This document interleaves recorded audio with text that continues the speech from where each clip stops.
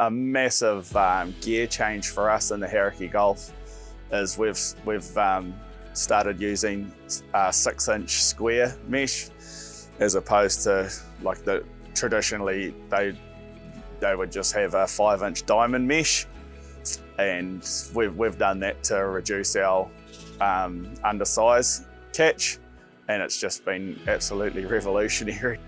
And not only the ones that are undersized, it's the ones that are between, you know, what we would call legal and still small. We're just not getting it, you know. Our small fish now is 35 centimetres, whereas legally we're allowed to keep them at 25 centimetres. So 25 to 35 centimetre fish, we're getting bugger all of that and next to nothing of undersize. All right, so there's your conventional 5-inch diamond mesh. That's where my cod traditionally would stop. A simple change, but it's just totally changed our fishing for in the Hauraki Gulf, is we started using the 6-inch square mesh.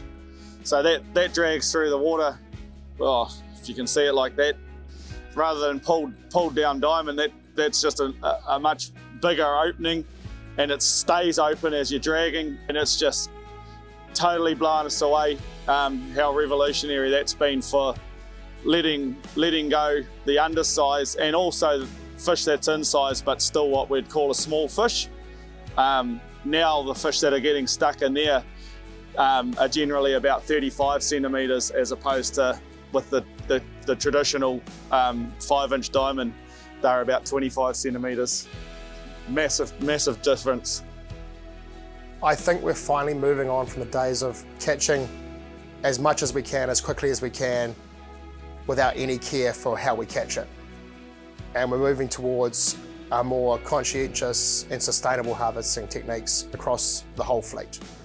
And I think that's, you know, huge, and is a big bonus for New Zealand and telling our story to the world, is that, like, you know, we do care how we harvest. We're not going to harvest the cheapest way just to get the most. We're going to harvest the most efficiently and the most sustainably to get the highest value product in the end. Just all the electronic gear you've got nowadays helps. We never used to have GPSs, never had a depth sounder when I started, no autopilot, never had an autopilot for over 20 odd years.